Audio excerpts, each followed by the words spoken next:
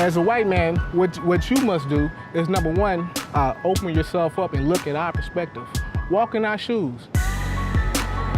It doesn't look like our lives matter. So when I hear all lives matter, it makes me feel like you don't care about my life.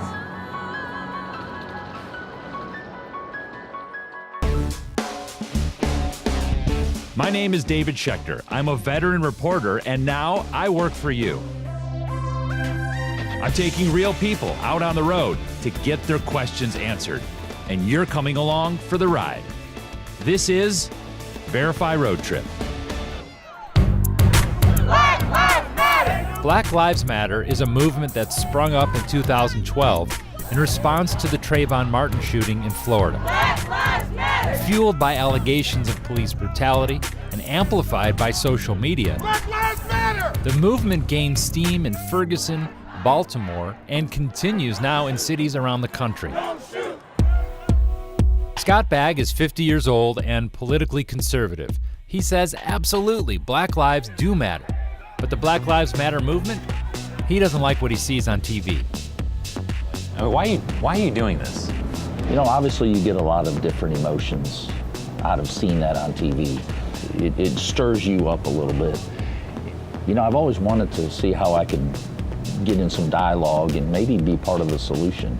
So Scott wants to verify this. If all lives matter, why do we have to say Black Lives Matter?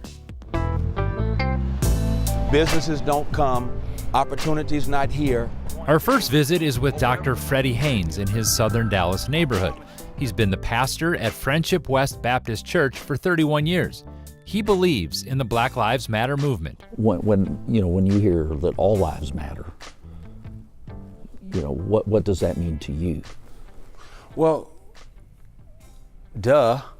I mean, that's like, we want to be included in all lives mattering. Haynes is telling us there is a direct line from slavery to segregation to civil rights to a more subtle and sophisticated form of institutional racism that we live with now.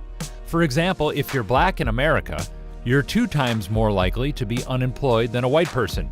You make 38% less money than other white high school graduates. And if you're a young man, you're 6 times more likely to be in jail.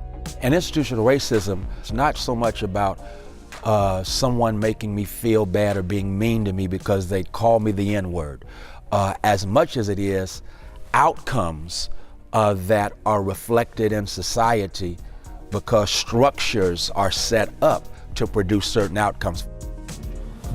Did he convince you that there is such a thing as institutional racism and it is real? No. He didn't convince me of that because I'm not in his shoes. That's the only reason. Does it exist? It possibly could, but I don't see that. Warning, what you're about to see is graphic. In 2014, Dallas police responded to this 911 call. Jason Harrison was bipolar and schizophrenic. He was agitated and refused to take his medication, and he was holding a screwdriver. You drop that for me? Drop that for me, guy. Jay! Drop it! Jay! Drop it! Jay!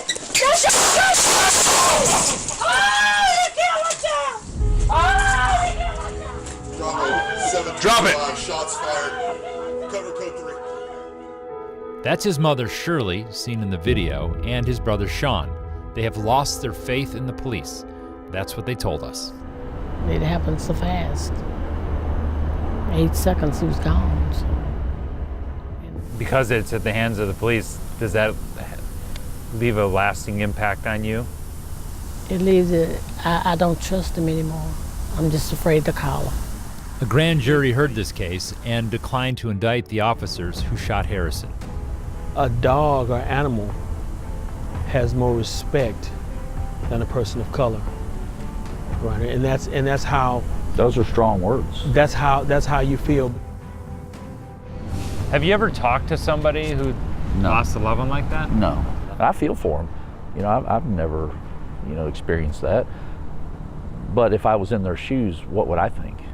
I don't think 2 white police officers came to their neighborhood expecting to shoot a young black man. Blacks are 13% of the U.S. population, but they make up 24% of the people killed by police.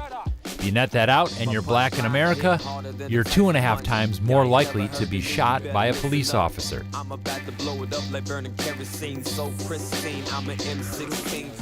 Video of police shootings is fueling the movement. We're on this corner because a man was recently shot and injured here by an officer. He was shot when he drove in reverse toward deputies. These protesters are demanding to see the dash cam video. If this, in fact, does end up being a justified event, fine. But let the citizens of Dallas see that. Be transparent. Other than transparency, what do you think other ways that the police can work better with the community? What we do know is that there are broken policies that lead to lack of transparency in these cases. And this is what we're fighting for. We're fighting for full transparency, and we need it. We want it.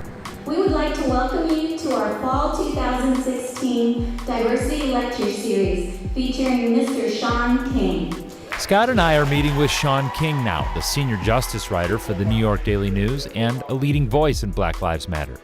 Lately, he's been writing a lot about solutions that address police-involved shootings. They include more police education, better handling of the mentally ill, and independent review boards to investigate police shootings.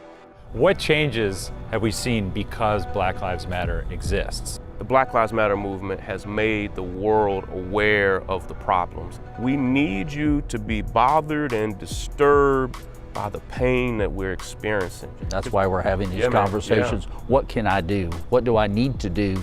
We need courageous white men and women who say, hey, racism is my problem. Whenever you leave the person who is oppressed or offended, whenever you force them to then fix the offense, it rarely works. Okay, Scott's experience is at its end, and two things occur to me. One, he is sympathetic to other people. Do you feel you've changed at all from what you've learned from people? Oh, there's no doubt about it. You can't have these conversations and not be more educated. But the other thing is, he's still got a problem with what the movement stands for. Everyone has been telling us that racism lives so deep in the bones of American institutions that people feel they have no other choice but to take to the streets. But Scott doesn't buy it unless he can see it. No, I believe there are issues within institutions. The concept of institutional racism. I do not think that is the issue. I just don't think that institutions come in, whether it's the police or the justice system, that says, because you are black, we're going to put you this direction. Now, poverty may take a different tone. It sounds to me like you're looking for it to be something other than racism. You want it to be poverty, you want it to be bias, but you can't believe in the concept of institutional racism. I just don't think in today's world that is the issue. Talking about race is clumsy, and we're not always going to say the right thing. But what is important is that we listen. But don't take my word for it. Take his.